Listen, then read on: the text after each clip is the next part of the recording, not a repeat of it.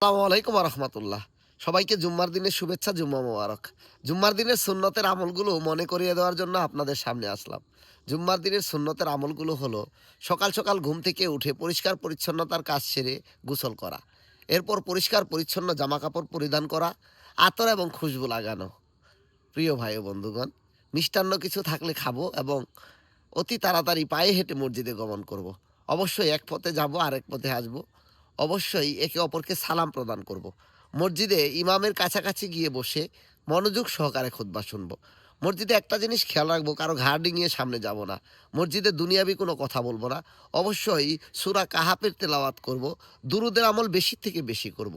অবশ্যই আল্লাহ সুবহানাহু ওয়া তাআলা এই দিনে বেশি থেকে বেশি মানুষকে ক্ষমা করে দিয়ে থাকেন। এই কারণে আমরা অল্প হলেও দান করার চেষ্টা করব। আর সবচেয়ে বেশি দানের মধ্যে আল্লাহ সুবহানাহু ওয়া তাআলার গুস্সা প্রশমিত হয়ে যায়। এই কারণে যত দান করব, অবশ্যই আল্লাহ সুবহানাহু ওয়া তাআলা তত আমাদেরকে ক্ষমা করে দেবেন ইনশাআল্লাহ।